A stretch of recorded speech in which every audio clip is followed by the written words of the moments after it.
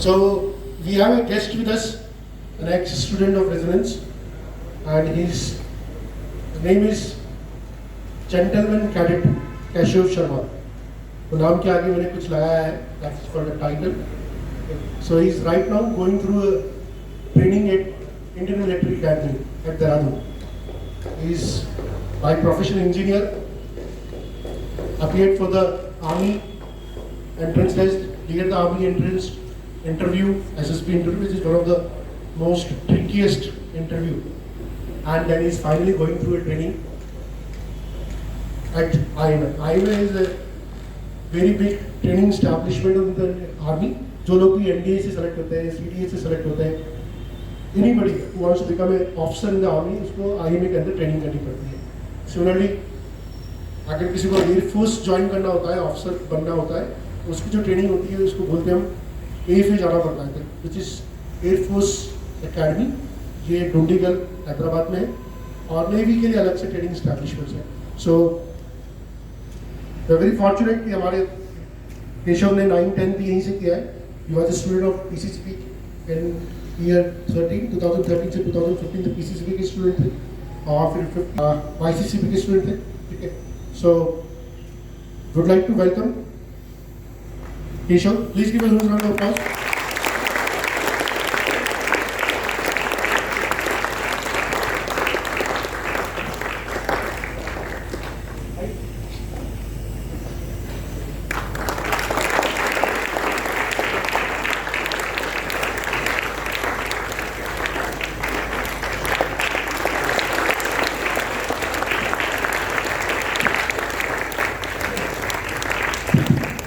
तो बच्चों को सर्दी लग रही है. केशव से बोलूँगा मैं 2-5 मिनट IMA वाली ट्रेनिंग करवा दे बच्चों को. है करेंगे? तो बच्चे जोश में थोड़े वार्म अप करवा दो. IMA वाला है. IMA में शुरुआत होती है वार्म अप की 100 पुशअप से.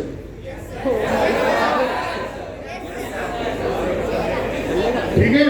100 पुशअप वाले में तैयार हो?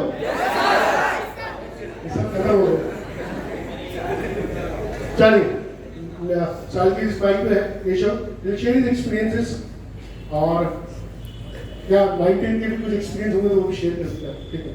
Over to.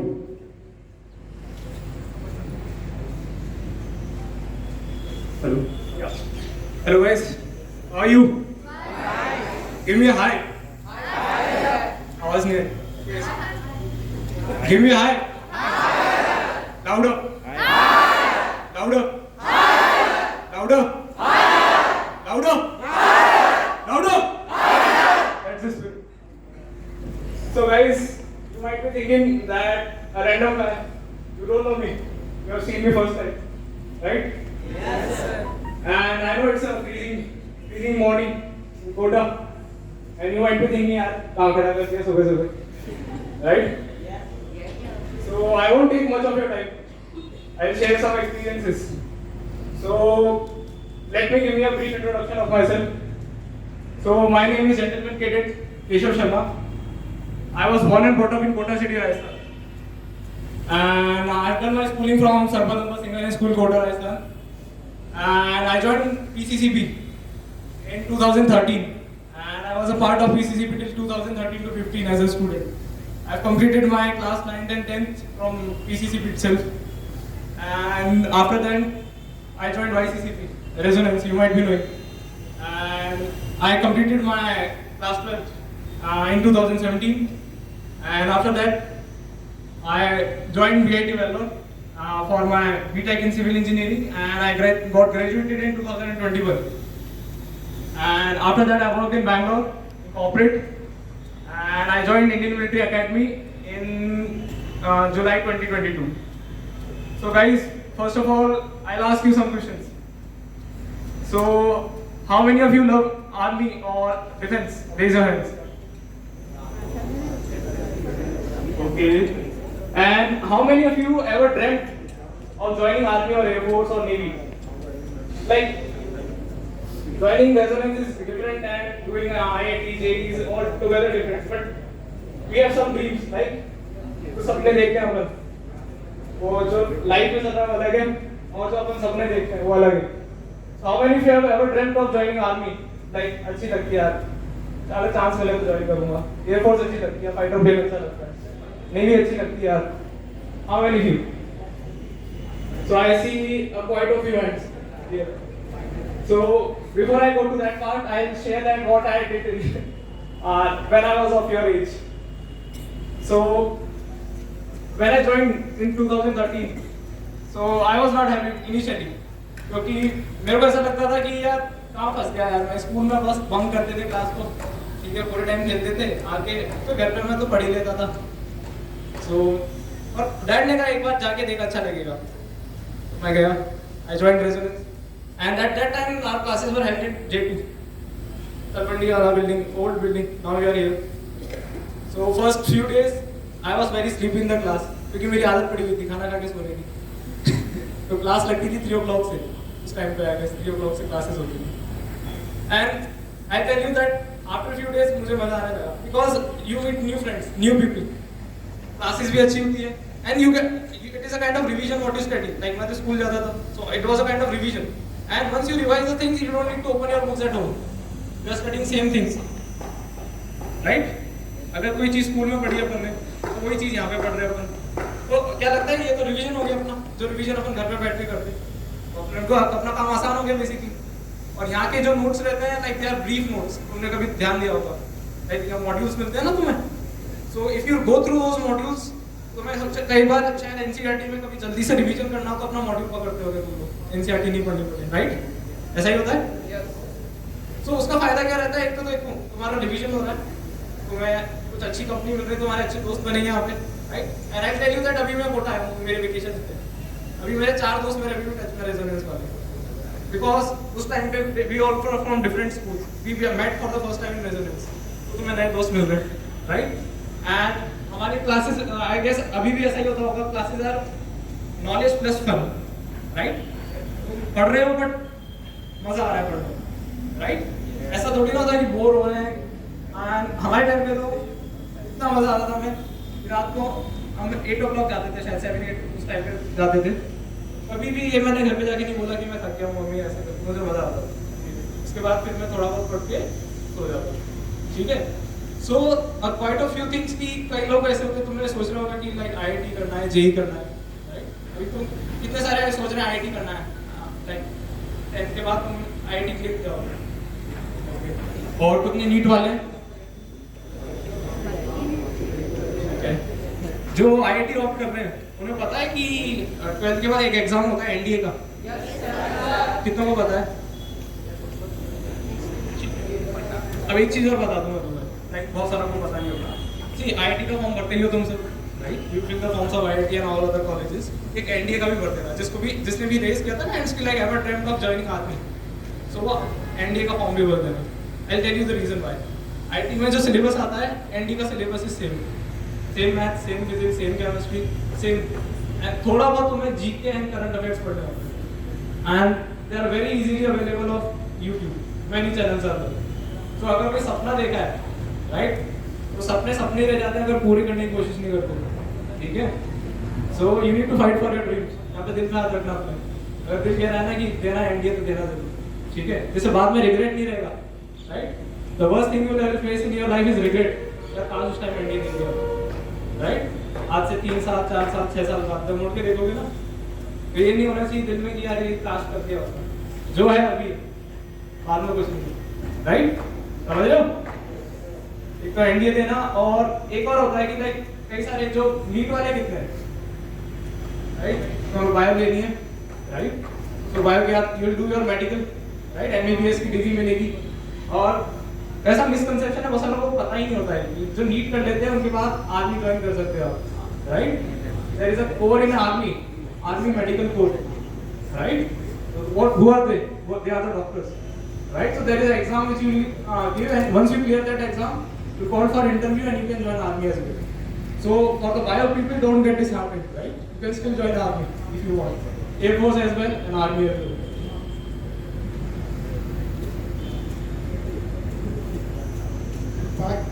फैक्ट बताता हूँ. जो लोग as a engineer army join करते हैं, तो 1 ईयर की सिक्योरिटी मिलती है.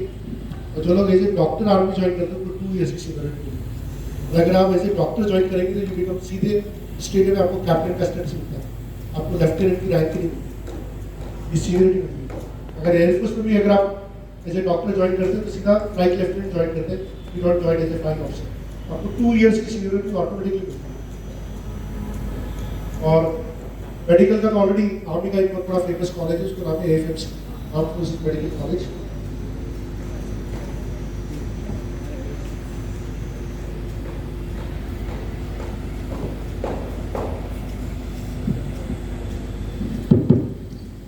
Hello.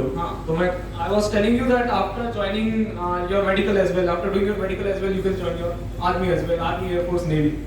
So first thing you need to keep in your mind is that you need to look for career options, right? Don't concentrate, restrict your mind till that IIT is there and NEET is there. After IIT, like some of my friends are architects now, like because they used to like designing, so they are doing designing now. Some are doing coding because they like coding. So first of all, you need to identify what is your interest, right?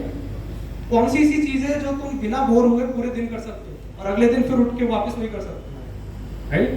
सबका अपना अपना interest होता है, right? अपन की 3 hobbies होनी चाहिए.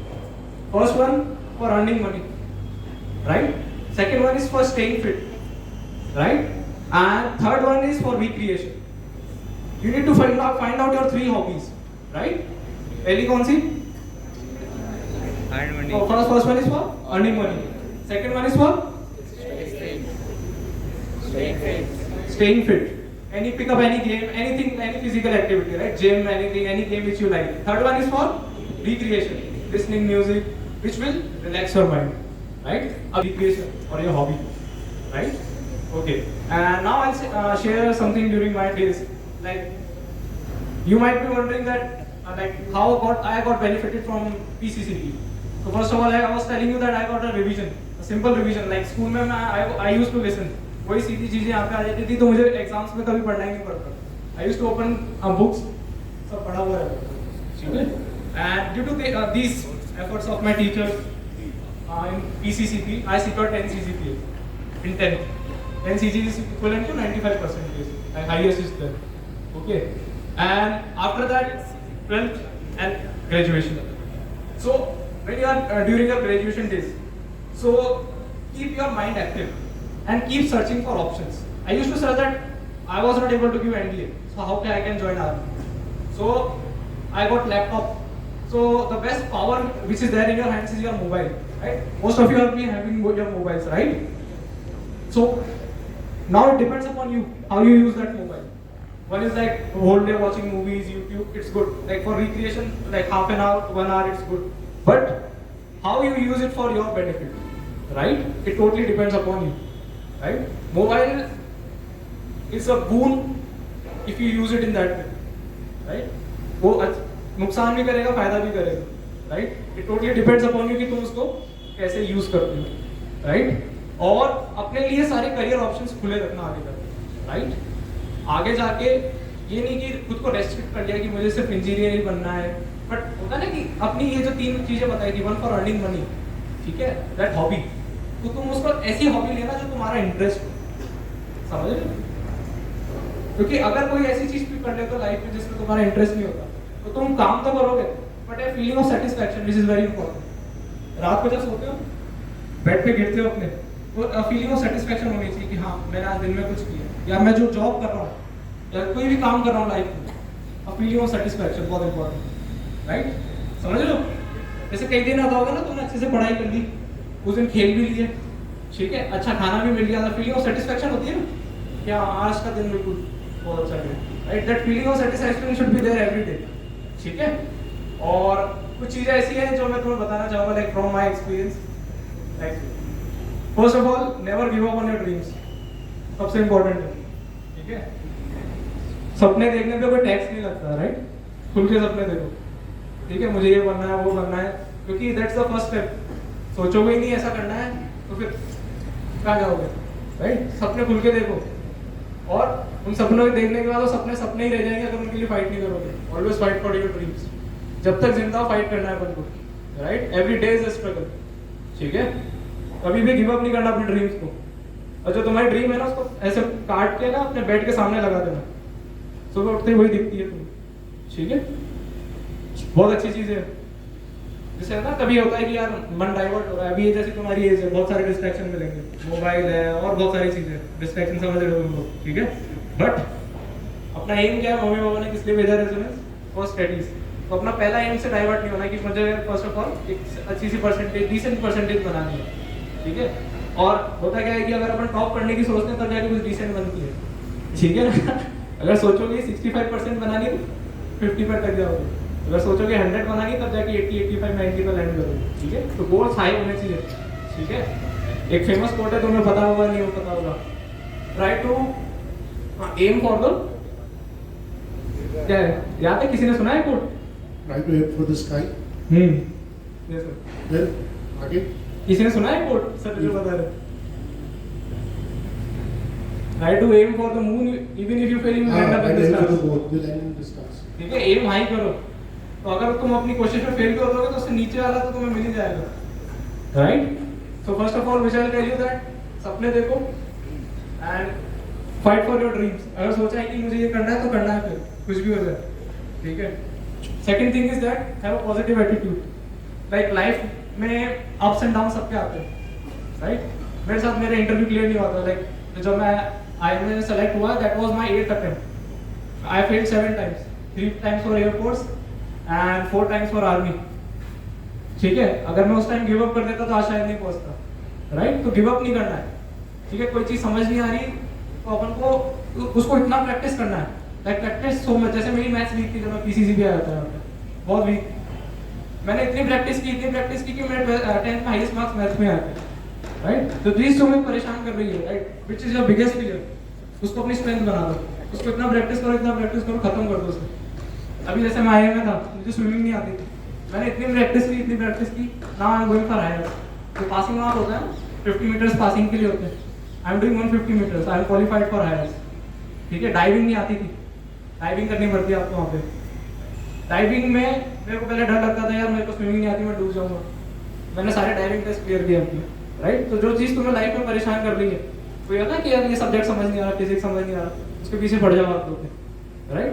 And practice is so much that one day it becomes your strength. In after like I told you that I have joined PCCP, ठीक है? मुझे मैथ्स अच्छी नहीं लगती थी बिल्कुल, तो मैंने उसको, पर मैथ्स अगर बोर्ड क्लियर करना है तो मैथ्स पढ़नी पड़ेगी, पढ़ने की अगर अच्छे मार्क्स लाने तो नंबर भी लाने पड़ेंगे। तो इतनी प्रैक्टिस की मैथ्स की मैं पूरे दिन मैथ्स ही पढ़ता था, क्योंकि मुझे पता था बाकी तो मैं संभाल ही लूँगा, राइट? मैथ्स सुधर गई तो पूरी परसेंटेज सुधर जाएगी, right? So the second thing which I told you is have a positive attitude. First one क्या था? फर्स्ट वन क्या बताया था मैं तुम्हें? aim for high. First one is see your dreams, like जो चीज पसंद है उससे रिलेटेड ड्रीम्स देखो अपने, and then fight for your dreams. Second one is have a positive attitude, and third thing is planning. बहुत इंपॉर्टेंट है life में, हर चीज प्लान करके चलो। अगर तुम जैसे तुम I guess you guys are having exams में कुछ लोग ऐसा होंगे ना कि लाइक पहले फर्स्ट 1 मार्क्स के क्वेश्चन करते हैं, फिर 2 के, फिर आखिरी में बड़ा टाइम बचाते हैं बड़े मार्क्स के क्वेश्चन के लिए। What is this? प्लानिंग, ठीक है? और प्लानिंग में क्या होता है, छोटी से छोटी चीज पूरे दिन में तुम्हें प्लान करनी पड़ती है अपनी। सुबह उठ के आते हो यहाँ पे, राइट? तो तुम्हें होता है ना कि इतने बजे उठूंगा, फिर रेडी होने के लिए मुझे इतना टाइम चाहिए। What is this? Planning.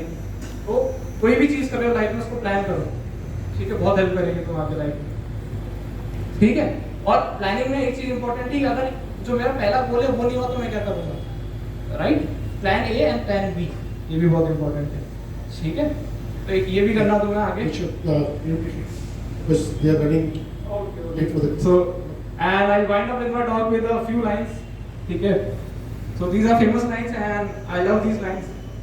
So these lines are गिरते हैं शह सवारी मैदान जंग में, गिरते हैं शह सवार मीन्स हॉर्स राइडर्स, गिरते हैं शह सवारी मैदान जंग में, वो तिफल क्या करे जो घुटनों के बल चले। तिफल मीन्स अ बॉय, छोटा बच्चा।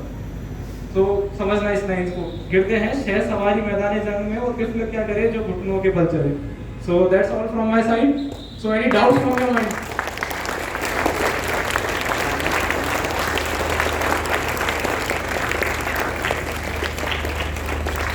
Any doubts from your side? कोई डाउट पूछना चाहता है, कोई भी अपना doubt regarding this, feel free. Twelfth class में एनडीए तो दे ही सकते हैं आप, लेकिन जेई मेन के ऊपर भी आर्मी के अंदर एंट्री स्कीम होती है। ये बहुत कम लोगों को पता होता है।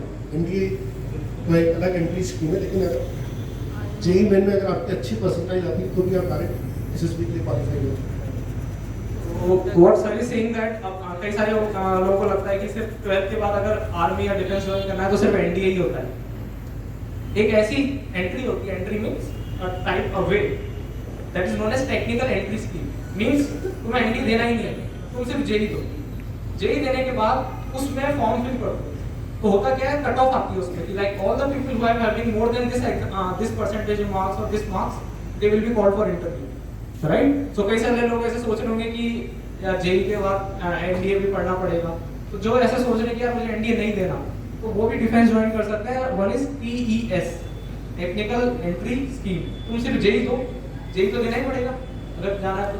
जेई देने का तुम नंबर आएंगे, उसके लिए तुम इंजीनियरिंग कॉलेज में अप्लाई करोगे, बहुत सारे आईआईटी एनआईटी, और उसी जेई की वजह से जेई के थ्रू तुम टीईएस में अप्लाई करोगे, टेक्निकल एंट्री स्कीम। एंड उसके बाद तुम्हें डायरेक्टली इंटरव्यू के लिए होगा। एंड बीच में तो बहुत टाइम होता है, राइट। जब बोर्ड हो जाता है, आईआईटी हो जाता है, लाइक ये एंट्री हो जाता है, एडवांस हो जाता है, तो फ्री हो तुम टीईएस की इंटरव्यू देने जा सकते हो, right. I hope this session would be like very helpful for you. Okay, thank you. My pleasure, sir. And I like to thank Nilesh sir and all the staff at PCCB for inviting me and giving me a chance to interact with you all guys. And thank you so much.